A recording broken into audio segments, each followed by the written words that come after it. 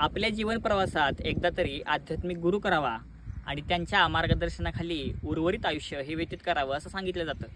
आणि या चुक्तीला अनुसरून लाखो भाविकांची पावलं ज्या पावन क्षेत्राकडे वळतात त्याच्या दर्शनाला आज आपण जाणार आहोत। तर चांग भलं मंडळी, मी कौस्तुभ आणि तुम्ही पाहताय तीर्थटन। आणि आज आपण जाणार आहोत श्रीराम जय राम जय जय राम हा 13 अक्षरी मंत्र देणाऱ्या सातारा जिल्ह्यातील मान तालुक्यातील गोंदवली बुद्रुकच्या ब्रह्मचैतन्य गोंदावलेकर महाराज यांच्या दर्शनासाठी।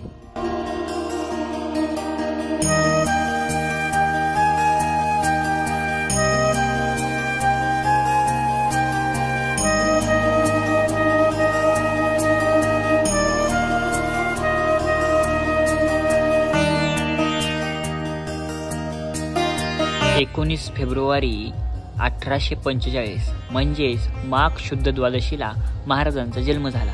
महाराजांनी वयाच्या 15व्या वर्षीच म्हणजेच 1859 रोजी गुरूंचा अनुग्रह घेतला। येहळगावचे संत तुकाराम चैतन्य यांच्याकडून त्यांनी अनुग्रह घेऊन त्यांना आपले गुरु मानले व राम नामाचा महिमा त्यांच्याकडून समजून घेतला। कोणत्याही प्रकारचा चमत्कार न करता फक्त आपल्या ज्ञानातून त्यांनी सर्व लोकांचे कल्याण केले। अक्कलकोटचे स्वामी समर्थ, नाशिकचे देव मामलेदार अशा महान साधूंचा त्यांना सहवास लाभला।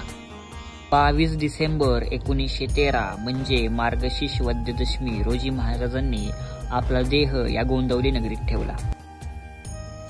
भुकेलेल्याला अन्न, मुक्या जनावरांवर प्रेम करा इत्यादी शिकवण महाराजांनी आपल्या भाविकांना दिली।